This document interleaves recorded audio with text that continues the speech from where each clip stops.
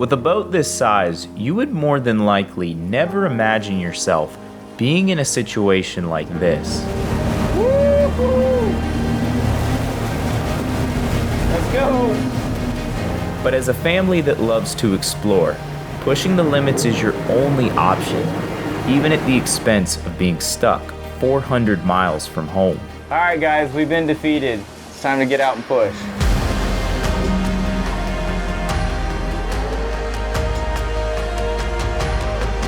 When I told people what I was doing, they told me I was crazy, but we're gonna go for it anyway.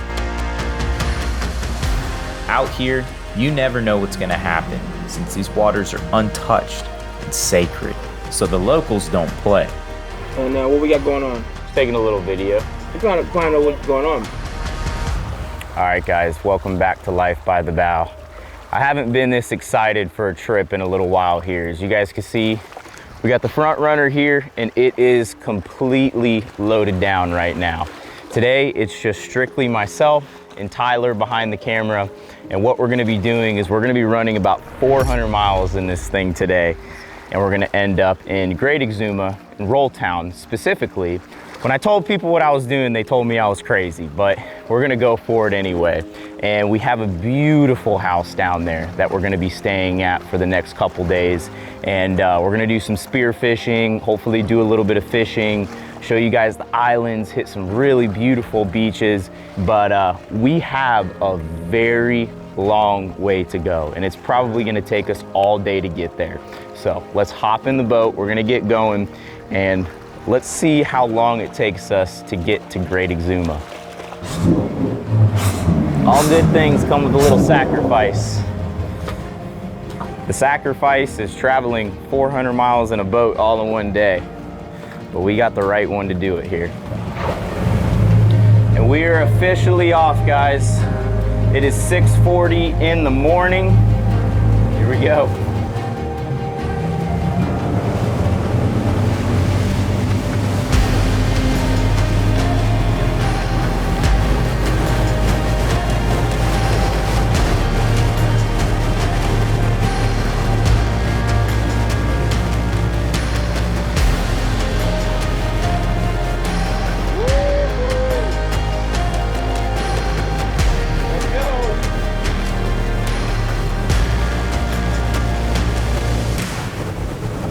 All right, guys, we are about halfway between Florida and the Bahama Bank.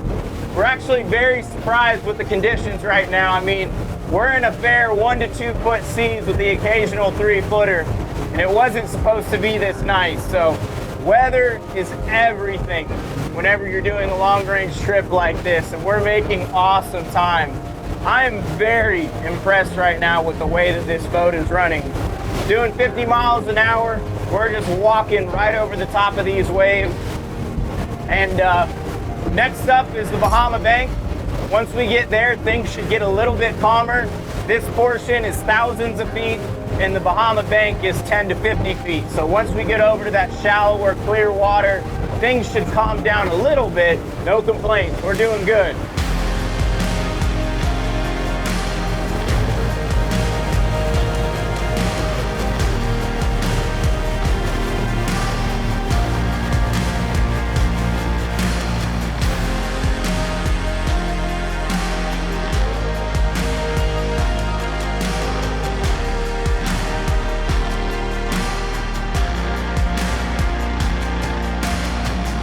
All right, guys, well, welcome to the Bahamas officially. We have made it here to Chub Key. It's about 11 o'clock right now.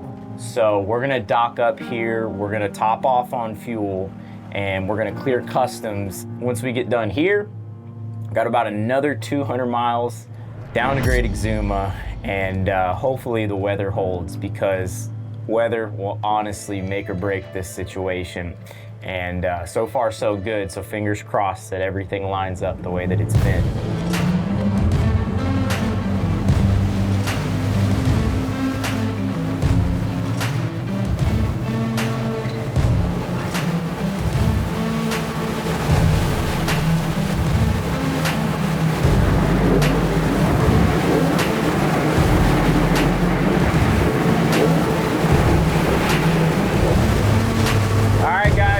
So now we're coming around the western tip of New Providence here. And this color change is just insane. Just from the Bahama blue, the transition down to that deep blue. This is what the Bahamas is known for, you know. This is why we travel all the way over here. So the fact that we made the trek, we're checked in, it's a good feeling. And now that we've came around New Providence here, we're gonna get on another bank, and things are definitely a little choppier now that we're moving south and we're a little further east. So we're just gonna continue to punch through it, but we're still cruising somewhere around 45, 50 miles an hour. So we're still making really good time. Going kind of slow right now so the drone can keep up and you guys can see all the scenery here. But we got probably another 150 miles to go until we reach our spot over in Great Exuma.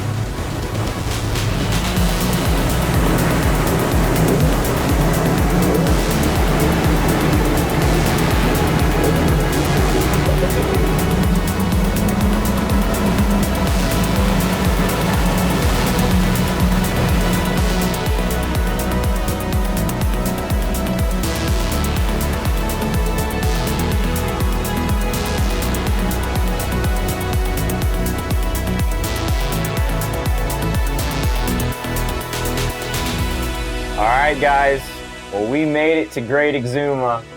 Unfortunately, we didn't film once we started going through the chain of islands just because it started raining. Basically, we got a little eager just to get here, so we just pinned it, kind of maneuvered around all the islands, but as you guys can see, we're tucked back up inside of here, and this spot is just beautiful. And we're gonna be staying at a place called Old Ike Bay. It's a beautiful home out here in Great Exuma. And if you guys remember our Grand Bahama video, we met with a gentleman named Ian Roll. Ian Roll is the president of Port Authority over in Grand Bahama, and we had dinner with him not too long ago, and he said, hey, why don't you come over to Great Exuma, stay in my home? And it was honestly a no-brainer for us. So huge thanks to the Roll family here, but we're just so excited to finally be here. It's 4:30. Took us a total of 10 hours to get here. There she is. Hey! You made it! Just make sure the golf cart stays out of the water. Listen, you don't have to worry about that with me. It's nice. It actually comes with the property. How are you? How was it? At the beach. It was good. I just can't believe we got a little private beach. We got kayaks. My mom was just telling me, oh, we need to go out and walk and go into the beach. So I was like, yeah, but I had to work. I worked. Look at this property though. Right? Which you guys can rent. The link is down in the video description below. But this is home for the next couple days. This is amazing. Right. Look at the kitchen. This is awesome. We got everything. We got a stove, oven, microwave, dishwasher. Got a fridge, coffee maker. That's really important. So this is 4 bedrooms. How many 4.5 baths. So every bedroom has its own bathroom. And we have a half bathroom down here. They've got a full barbecue here, which will make some churrascos. Yeah, look at that. And then ice maker, okay. I will take that. Where's my baby? how are you? This is Arami, my mother-in-law. How you doing? And this is our little baby, Keely. Yeah. Can I hold my baby? Hi, baby. Daddy. Are you enjoying the Exumas? Say hi. Say hi to everyone. I mean, just imagine being here and then you just get to wake up and look at this. I mean, this is crazy. Great. It's a walk around porch, so you can go out there and enjoy coffee. I'll tell you what, it has a perfect view of the boat too. I'll take that. Well, you guys saw it. Welcome to Old Ike Bay and welcome to Great Exuma. We'll see you guys first thing tomorrow morning on the dock, and we're gonna go do some spearfishing with a local guide named Mikey. We're really excited to introduce you guys to him, and yeah, we'll see you guys tomorrow bright and early. Yeah.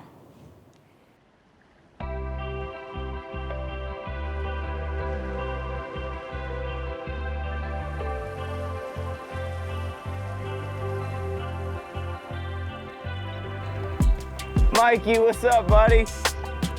How's it going? Nice to meet you, man.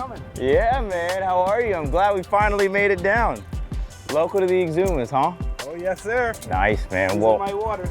all right, well, we're excited to have you, dude. Let me get a real handshake there. How's it going, man? It's a pleasure to meet you, pleasure. Well, my boat's your boat, man. Make yourself at home. Guys, this is Mikey here. He is a local to Great Exuma, and he was nice enough to come on the boat with us for the day and show us around here. It's a little windy, but I think we can make do with it, right? That's right. We're gonna make it out. We're waiting on my wife, Stephanie, to come down. There she goes. She's walking down there. We're gonna grab a little more ice, and then we'll get out of here. For sure. Sound good? Sounds good. Sweet, man. Love your boat. Thanks, dude. I appreciate it. She's a baby. She's not very old, but yeah, man, we had a long crossing yesterday, 400 miles all in one day. I gave it to you. I gave it to you. But we're all gonna get into it today. I mean, just look at this place, man. I mean, it is just the epitome of beautiful. But as I always say, all good things come with a sacrifice, because we got in yesterday here on a high tide, now we have a low tide. So we might run into a little dilemma getting out of here. Adrenaline's already starting to pump. Look at the bottom. We're gonna have some fun. Yeah, I feel like as long as we stick right here, we're good. So we're using the drone right now to scope out our route, and this is not really looking possible. Yeah. It's amazing how much 2 feet makes a difference. Yeah, we're definitely about to get stuck right here. I just creep forward that way, maybe. I mean, that looks the same anywhere. I don't know, this all looks shallow.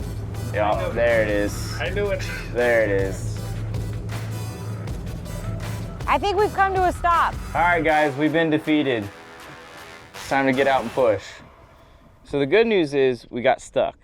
And you're probably thinking, why is that good news? The reason why is because we didn't run aground. There's a difference, you know. If you run aground, you're probably doing some damage to your boat. Best part is this is all sand bottom here, so you don't have to worry about any damage. But tide is coming up, and we can kind of feel the boat just nudging over the sandbar. If we ran the boat up on plane, we probably would have been able to clear it, but as I get a little older, I'm getting a little smarter. So we're just gonna take it nice and easy. Typically, I don't like getting stuck, but to be honest, I'm not bummed out about being stuck here. I'm in no rush today. And the sights here are just unbelievable. You know, sometimes life gives you lemons, and when you get those lemons, you gotta make lemonade, and the lemonade is this beautiful sandbar here. Oh, yeah. Gotta limber up. Give it a little lift. Oh, yeah. Hey, we need squad 400s, you know? Nothing, a little bit of manpower can't solve, but Right? We got 400 horsepower. times four. Yeah, times 4, but we 4 got, times 400. Yeah, but then you got 2 manpower. That's right. That's all you need sometimes, Right? you know? Mm-hmm. Back in action now. We have about a 40-mile run. Mikey is taking us to what he calls his honey holes. So the fishing, in my opinion, is just a bonus, because the scenery is really what makes this an unbelievable experience.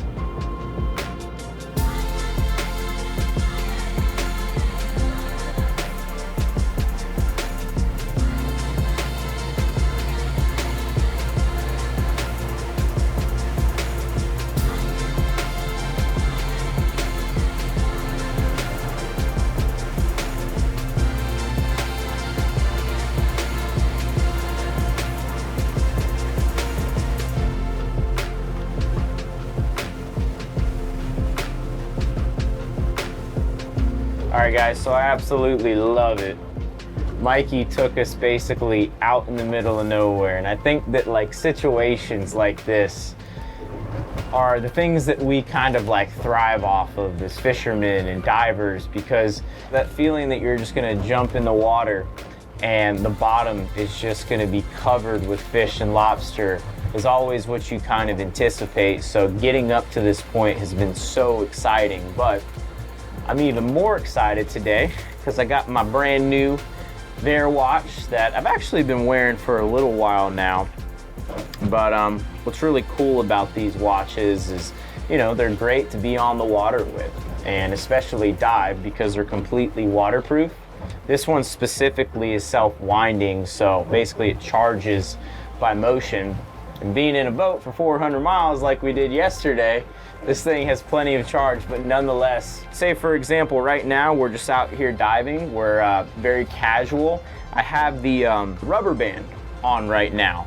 But say for example, once we get done tonight and we go out to dinner, we just hit that tab and you can change out the bands for different colors, something that's maybe a little classier. But huge thanks to Avail for sponsoring this video, and I'm really loving the watches. All right, guys. I expect some fish when you get out. Now, Mikey wasn't kidding when he told us he was taking us to his honey holes, because as you can see, there's a couple Nassau groupers hanging out around this hole. But he went in, took the first shot almost immediately, and I was impressed. I didn't expect it to happen this fast. But as you can see, we're diving somewhere around 20 feet, and the water is just this perfect crystal clear Bahama blue. Look at that. First fish of the day. Moments like this are why we travel 400 miles to the Bahamas, because it was instantaneous. As Mikey was making his handoff, I couldn't help but notice a couple antennas inside of this hole. So I pulled back on the pole spear and secured our first lobster of the day. So I thought. After Mikey threw his fish in the boat, he had already dove back down and shot another lobster without me even knowing. And I quickly realized that no fish or lobster is safe around this guy. Yeah, buddy. Got 2 lobsters, Stephanie. Sweet. I wanted lobster mac and cheese, so this is perfect.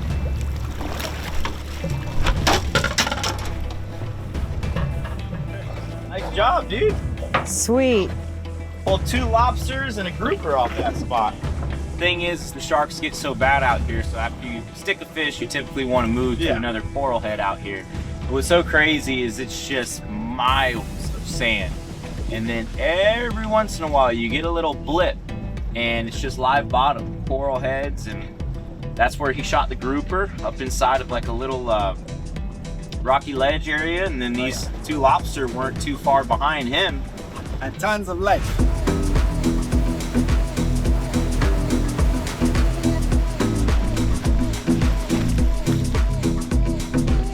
After making our move and hopping back in the water, I found a needle in the haystack. Whenever you can find a piece of debris, you can almost always guarantee that there's lobster hiding underneath. But I took a dive, and to no surprise, this thing is loaded with lobster. I don't want to stick my hands in there because, as you can see, there's a couple clams there, which tells me there's a stone crab. But I lined up my shot and I went for it, and it feels like I'm connected to a lobster.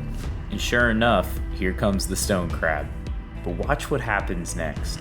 I pull out the lobster, and it feels like my pole spear is jammed up inside the piece of debris. And I kept on pulling and pulling, but the slip tip was stuck on something. And to my surprise, I actually got a 2-for-1 without even trying.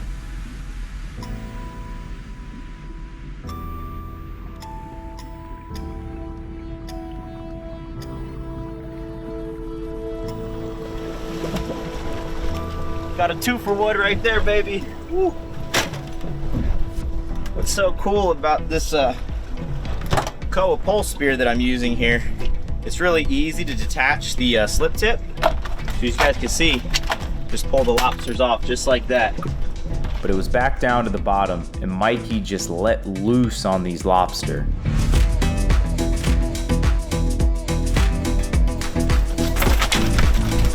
This guy don't play around. He was just down there shooting them one after another. He had multiple on the spear at one point.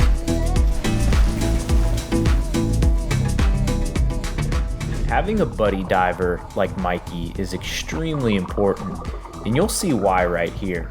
But I spotted a Nassau grouper from the surface, so I very slowly made a descend. I didn't want to seem like too much of a threat. I lined up the shot, let go of the pole spear, and I secured him right in the lip. Now right here is probably the most imperative part of the dive, and that's just to secure the fish as fast as possible, because especially in these waters, we're more than likely going to be faced with company. And sure enough, there he is. Thankfully, Mikey had my back the entire way back to the boat. And in situations like this, it's imperative to stay calm, but also cautious at the same exact time. What happened? Oh, we got one! Nice little Nassau grouper right there. Got him right in the cheek. Made sure to keep him nice and intact. We did have some company, and that's why I tried to brain him as soon as possible to basically shut him down, so to speak.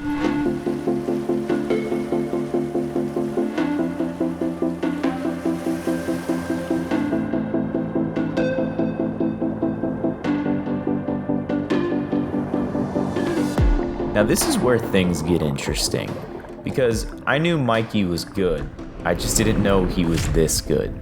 Every spot we hit, a fish just could not get past this man, and it got to the point where I couldn't get past him either. Throughout my experience spearfishing, I've always tried the approach of trying to just be cool, calm, and collective. But Mikey had an entirely different approach. When this man saw a fish, he was full speed ahead. But since Mikey was my dive buddy, every fish that I saw, he saw. And he made sure that he was the first to shoot.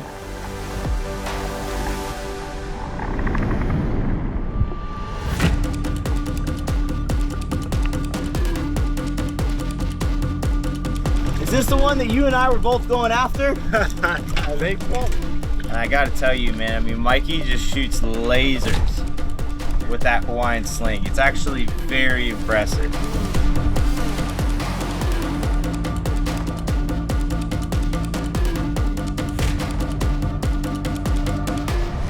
Another awesome Nassau grouper to add to the bag. Mikey's family's eating good, we're gonna eat good, and we got plenty of seafood to go around for a lot of family and friends right there. Since the box was basically full, we decided that this was gonna be our last dive of the day. But before I could even get in the water, Mikey had already shot another grouper.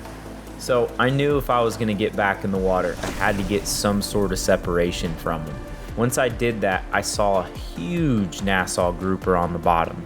And like I said, my approach is calm, cool, and collective. But out of nowhere, Mikey comes in and makes a sneak attack.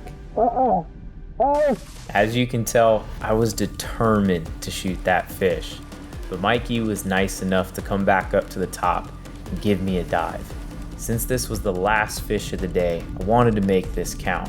I lined up the shot, I let go, and then I broke the injector rod.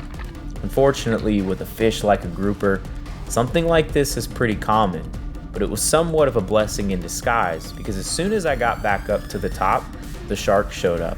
And who knows, if I was down on the bottom messing with that grouper, that shark might have thought that I was the prey in distress. We got sharks. Huh? We got sharks. I see that. Where's he at? Right there. Look at him. Now, no fish is worth dying for, but I couldn't help but think how much of a shame it would be to lose this fish to a shark. Luckily, there was more of us than there were sharks. So Mikey went down, secured a spear in the fish. I went back down and I gave it everything I had just to pull this fish out. I noticed that he was in head first, so as soon as I saw his tail, I grabbed the other end of the spear and pulled with everything that I had. As soon as I got the chance, I bear hugged the fish, making sure that he didn't send off any distress. I pulled out my knife as fast as I could to brain the fish, and the four of us landed a trophy of a Nassau grouper.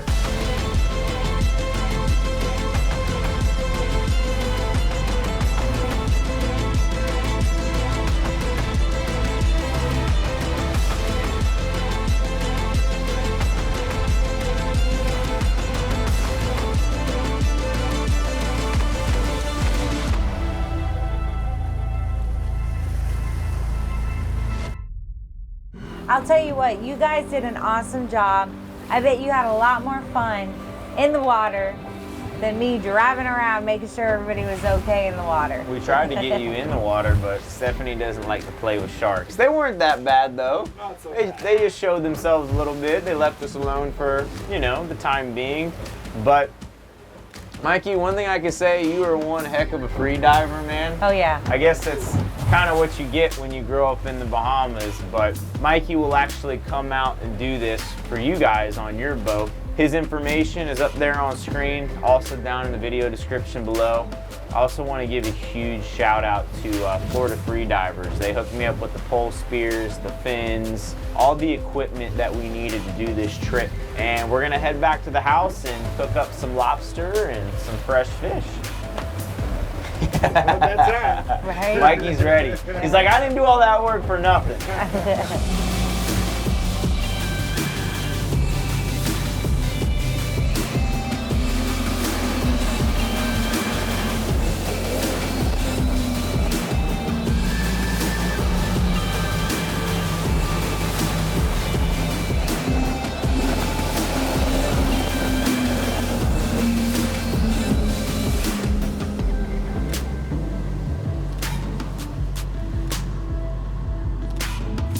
You know, I didn't have much to do with this. I mean, I had a little to do. I shot some lobster, shot a couple Nassau's, but Mikey, I think it's safe to say that you carried the team, buddy. Oh, you did good too. I did all right. So what was it like growing up in the Exumas? Well, it's a small place. Uh-huh. Yeah, you know everybody. So I decided to take up captaining, fishing, and realized that was my calling. I live for this. There's no doubt about that either, man. You know, when I spearfish, I take a lot of time to just like analyze the situation and what's around me. Right.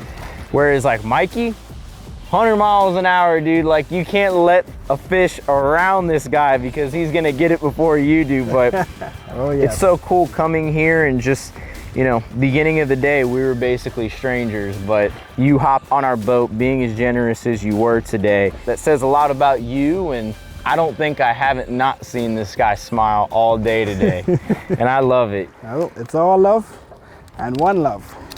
Unfortunately, Mikey's not joining us. He had to get home to his kids, which is very understandable, but speaking of kids, Keely's fast asleep. Keely's fast asleep, and this child, I missed it. This is a child. This is a child to this woman right here. This is my mother-in-law, Arami. Thanks to her, she's been taking care of Keely for us. Thank you guys very much for doing this. Of course. And there's only one thing to do at this point, and that's dig in. Right? So let's go. So we got Here. fried grouper, mutton on the half shell, some lobster, and some Caesar salad, and rice and beans. Put a little lime on top of that fried fish right there. Look at that. So good. Comes right off the shelf. Not to sound cliche, but that's seriously as fresh as it gets. I mean, this stuff was literally swimming 2, 3, 4 hours ago, some of it. And just to be in a place like this and being able to just do what we did as a whole, I think is just the coolest thing in the world. But all right, guys, we're gonna put down some food here. We'll see you guys bright and early for another full boat day here in the Exumas.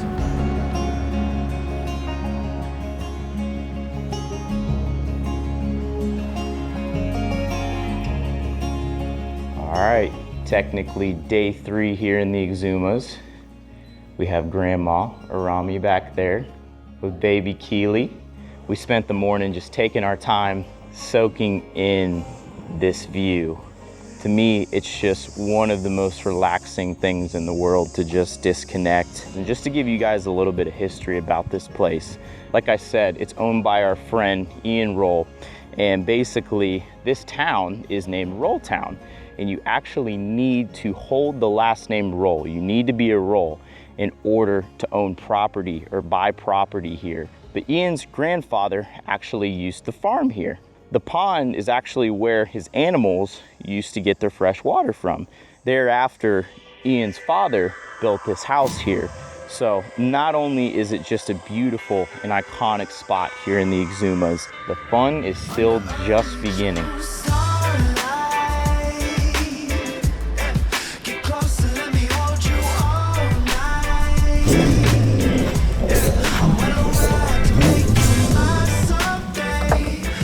Let me tell you, the one thing I've noticed about this little one, when she goes out, knocked out. And we're off. All right, guys, so it's time for a little redemption from yesterday. Now that we walked this whole portion of the house right here, we know that we can get up on plane and just hop right over it. So what we're gonna do is we're gonna go to a spot called Chat and Chill. Supposedly it is the spot over here in Great Exuma. You can't miss it. Supposedly they have some conch salad over there. I haven't eaten all day because I've been saving room specifically for that. And hopefully find some really cool caves, some cool sandbars, and just see what we can find out here in Great Exuma. Here we go.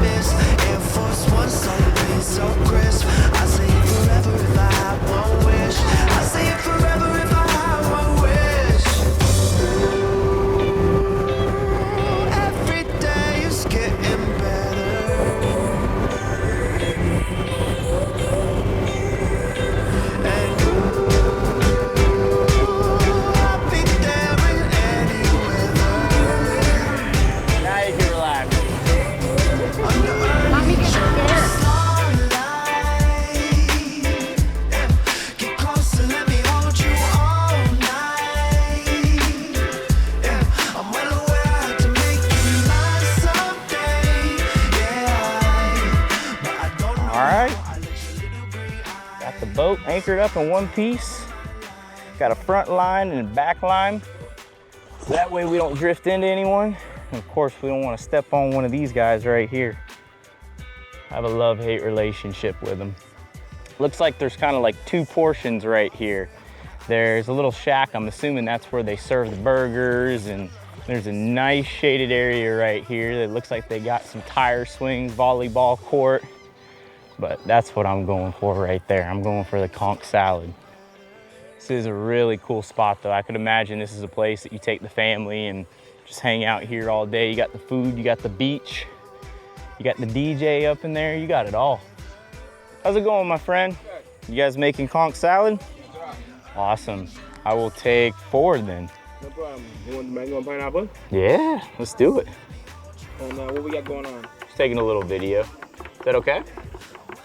I like to know before I get started, you know. Okay. Is that okay? Trying to find out what's going on. Gotcha. Yeah. Maybe a quick question. That's the Brian. Yes, sir. What the name is? Avail or Avail.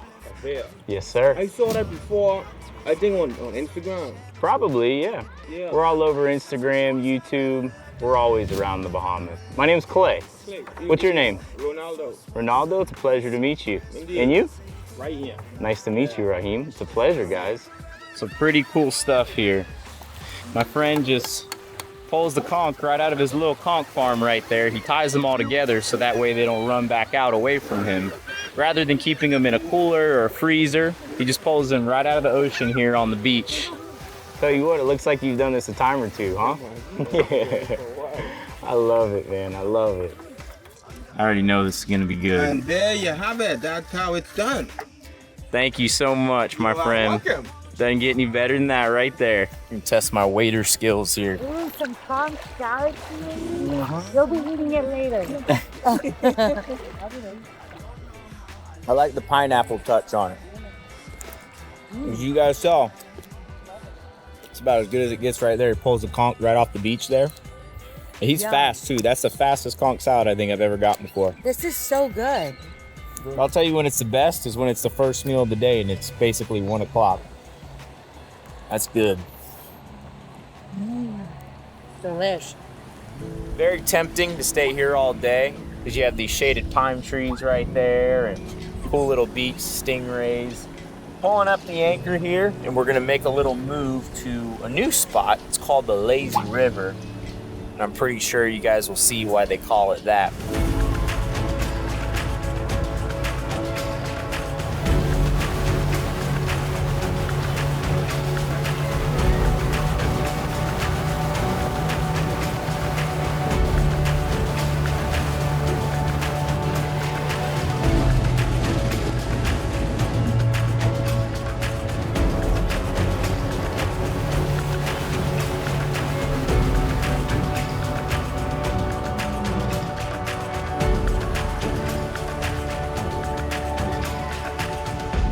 How's the water? She says it feels good.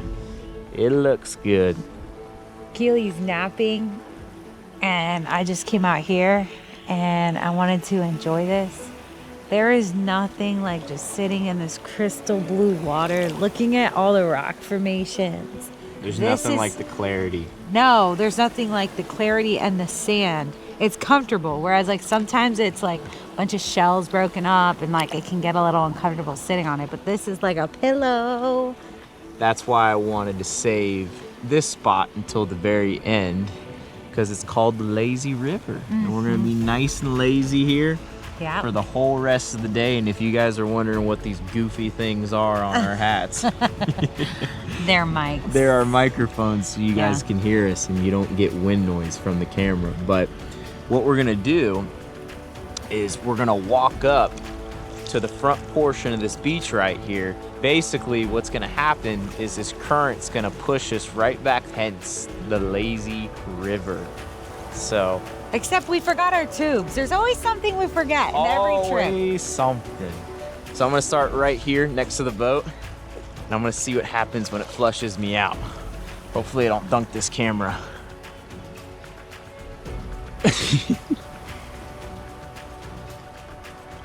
It picks up big time right here. I'm anchoring myself down. It's like God's ultimate plan right here, just bringing us together by nature. Whether you like it or not, I'm coming for you. Oh, it got shallow. We hit a sandbar. Well, guys, if I have to be brutally honest, Lazy River really wasn't that cool. And I think it has a lot to do with the fact that we don't have tubes or floaties, like Stephanie said. So it's technically our fault. But I can see why this spot is so popular here, just because the transitions that you get here from the Bahama blue to that deep blue water. And it's what you see all throughout the Exumas here. But I think it's just so cool what we experienced here on this trip. And the best part is, you know, we brought you guys along throughout all of it. And of course, Keely. Yes. And Grandma, and I'm so excited for my parents to get here to show them this place too. But it's been an epic journey. Most important thing out of all of this is you guys. You know, we appreciate you all for making opportunities like this possible for us with our exposure and our reach. So thank you. Thank you, guys. And if you guys feel like showing a little extra love, don't forget about us and our brand, Avail Gear. Until next time, guys, we appreciate you so much. And we'll see you right back here on Life by the Bow very shortly. Bye, guys. Take care.